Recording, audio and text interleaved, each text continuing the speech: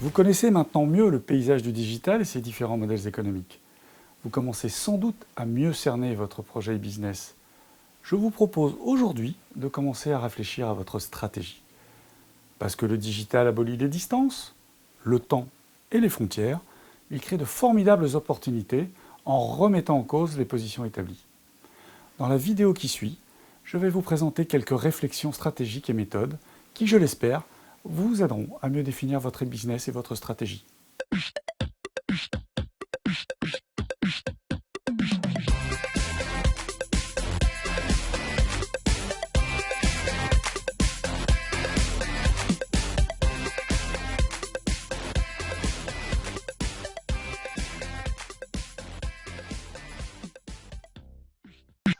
Vous connaissez sans doute la matrice SWOT, dont l'acronyme en anglais signifie Strength, Weakness, Opportunities and Threat, ce qui en bon français signifie force, faiblesse, opportunité et menace.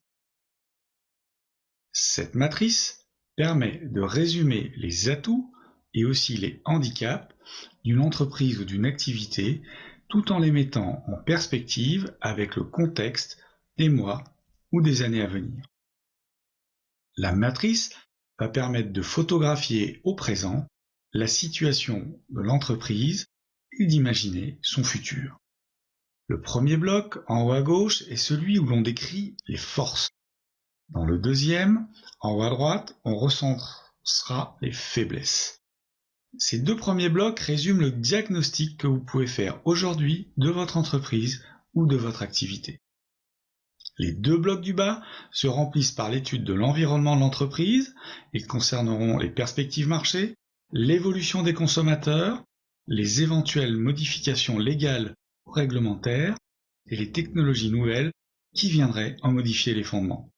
Ces deux blocs sont tournés vers l'avenir pour percevoir les menaces, mais aussi avoir une vision plus offensive en décelant de nouvelles opportunités de développement. Depuis quelques années, Internet et le digital ont profondément transformé les modes de consommation, créé de nouveaux marchés, mais aussi de nouvelles menaces. Le digital n'est plus l'apanage de quelques startups, il touche maintenant toutes les activités, au point que l'on parle de transformation digitale. Regardons d'un peu plus près comment la matrice SWOT peut vous aider à réfléchir à l'évolution ou à la création de votre e-business. Dans le bloc des forces, vous pouvez répertorier vos produits, vos services, votre savoir-faire, votre équipe et ses compétences. Mais avec Internet et le digital, il faudra que vous identifiez tout particulièrement des produits ou services que vous pourrez facilement et rapidement faire évoluer pour les vendre au plus grand nombre. C'est ce qu'on appelle la scalability ou en français scalabilité, c'est-à-dire la capacité à redimensionner facilement votre offre et à la délivrer au plus grand nombre. À quoi bon ouvrir un nouveau site internet si vous n'êtes pas capable de gérer ce nouvel afflux de commandes? Passons maintenant aux faiblesses. En e-business, il s'agit le plus souvent d'un manque de moyens. Moyens humains, car vous n'avez pas forcément des équipes compétentes. Moyens techniques, vous ne disposez pas d'un site internet ou le vôtre est en train de devenir obsolète. Enfin, moyens financiers, avez-vous l'argent nécessaire ou allez-vous devoir lever des fonds? Depuis 20 ans, le rythme des innovations s'accélère et de nouvelles menaces peuvent apparaître. D'abord, vos concurrents directs que vous connaissez, mais qui en lançant un nouveau site internet, une application mobile, pourraient vous distancer. Ensuite, des concurrents nouveaux, comme des startups innovantes, qui pourraient proposer à vos clients et consommateurs une alternative plus compétitive que la vôtre. Si vous prenez l'exemple du marché de l'hôtellerie, celui-ci a été complètement bouleversé par le digital. D'abord avec Internet et l'arrivée de sites de réservation, comme Booking ou Hotel.com, qui ont permis aux consommateurs de comparer le prix d'une nuitée et de réserver au meilleur prix. Ensuite, l'arrivée des smartphones et d'applications mobiles permettent aux touristes de géolocaliser l'hôtel le plus proche disposant d'une chambre pour le soir même. Enfin, la start-up californienne Airbnb, créée en 2008, a ouvert le marché de l'hôtellerie aux particuliers. Il est aujourd'hui facile de louer tout ou partie de son appartement ou de sa maison à des touristes pour en tirer un revenu complémentaire. Au niveau mondial, Airbnb a déjà dépassé le cap des 10 millions de nuitées, soit plus que les capacités hôtelières des plus grands groupes. Voilà comment en quelques années, les hôtels ont vu se multiplier les menaces sur leur modèle économique. Pour vous prévenir des menaces, vous devrez mettre en place une veille active. A contrario, le digital offre de nouvelles opportunités de développement.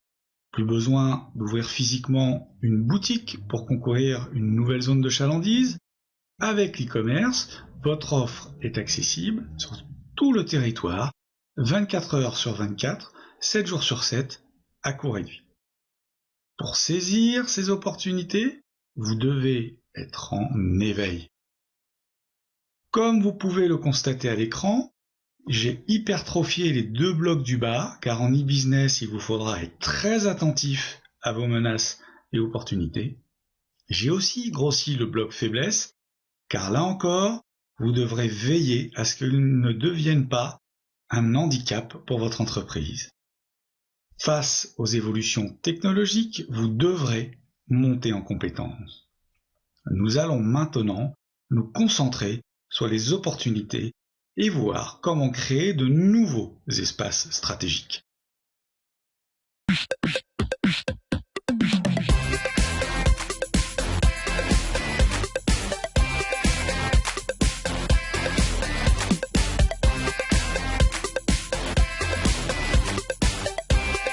Après avoir examiné les stratégies de centaines d'entreprises pendant près de 15 ans, W. Chan Kim et René Mauborgne, deux consultants-chercheurs, ont identifié chez les plus performantes d'entre elles ce qu'ils ont appelé la stratégie Océan Bleu.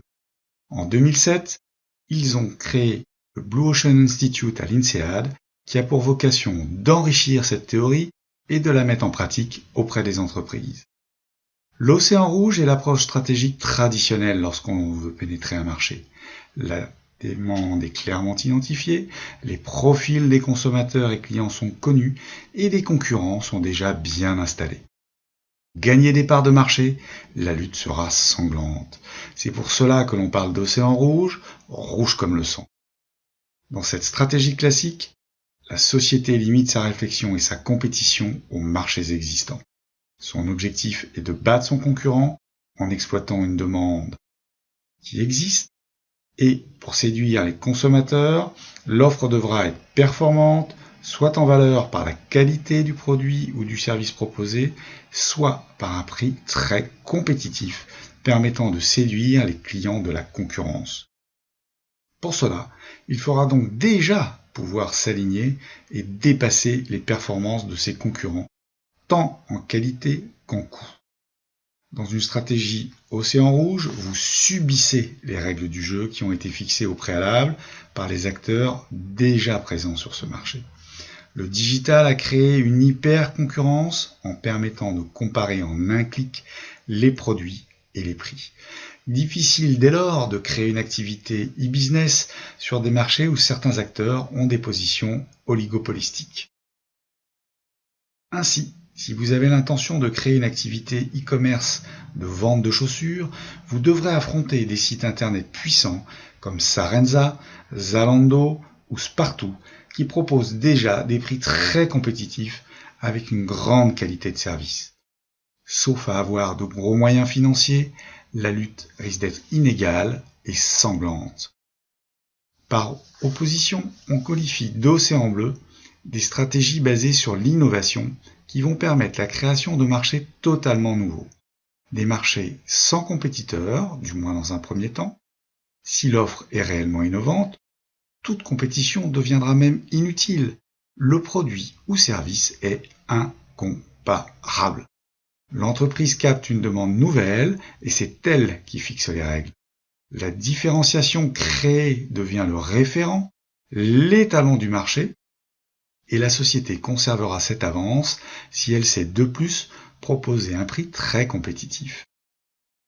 Lorsqu'en 2002, Marc Simoncini lance Mythic, le premier site de rencontre sur Internet, il a alors compris que le web pourrait faciliter les rencontres amoureuses. Il n'a pas cherché à créer une activité sur le marché des agences matrimoniales, mais il a eu la vision d'hommes et de femmes qui seraient prêts à payer un abonnement avec l'espoir de trouver sur Internet leur partenaire pour une nuit ou pour la vie. 2 ans après son lancement, Mythic rentre en bourse et il faudra plusieurs années avant qu'il soit réellement concurrencé.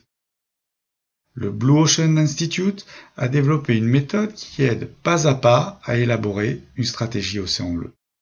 Mais ce n'est pas l'objet de la séance d'aujourd'hui.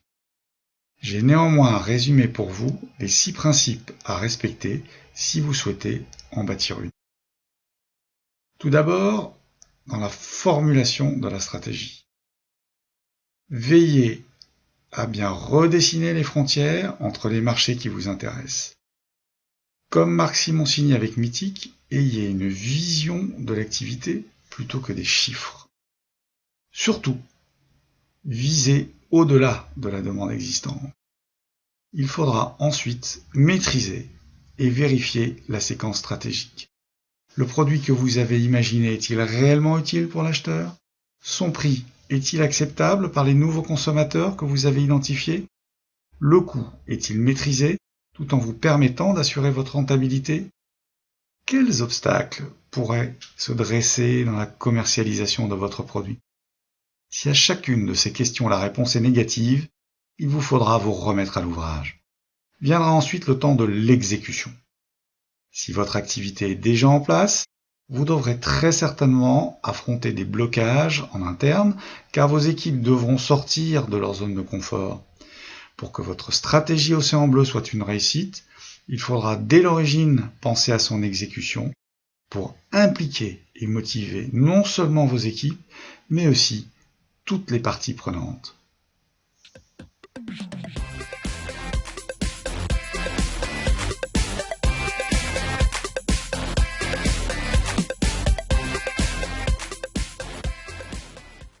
Au milieu des années 2000, le constructeur BlackBerry domine le marché des smartphones.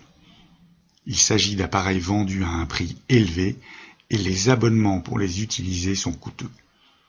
Leur principal intérêt est de pouvoir lire et répondre à ces mails en situation de mobilité. Ils sont réservés au personnel dirigeant des grandes sociétés et aux férus de technologie. Lorsqu'Apple commence à réfléchir à la meilleure façon de lancer un produit sur ce marché, il dispose déjà de plusieurs atouts. Avec l'iPod, lancé en 2000, il a réussi à imposer un nouveau device et à créer avec iTunes un écosystème autour de la musique dématérialisée. Dans son activité historique de constructeur informatique, face au géant Microsoft, il a su conserver et développer son savoir-faire dans le domaine des operating systems, les OS, ces logiciels qui font tourner les ordinateurs, et il dispose aussi avec Safari d'un navigateur Internet performant. Lorsque les équipes de Steve Jobs commencent à réfléchir à un smartphone, ils ne se contentent pas du marché existant pour concevoir un appareil de plus avec un clavier et un écran. Ils vont avoir une vision océan bleu de ce marché en s'intéressant à des besoins inassouvis des clients et d'un public plus large pour proposer un produit révolutionnaire, l'iPhone. Aussi, lorsqu'en janvier 2007, Steve Jobs convoque la presse pour un keynote qui restera célèbre, il commence par annoncer la sortie de 3 nouveautés. Un téléphone, un nouvel iPod et un appareil permettant de naviguer sur Internet avant de révéler au public qu'il s'agit d'un seul et même produit, l'iPhone. L'iPhone est révolutionnaire parce qu'il propose une nouvelle expérience consommateur. Avec un grand écran qui occupe toute la face avant de l'appareil, on peut d'un doigt utiliser les fonctionnalités de son téléphone de manière intuitive, accéder à Internet et écouter de la musique avec iTunes. Alors que jusque-là, l'industrie du logiciel conservait jalousement ses codes sources, Apple va transgresser ses habitudes et mettre rapidement à la disposition des développeurs du monde entier des SDK, des kits de développement, pour que ces derniers puissent inventer des milliers d'applications que ces ingénieurs maison n'auraient pas eu le temps ou l'idée de créer. Avec les applications, Apple a généré un nouvel écosystème très rentable, un nouvel océan bleu.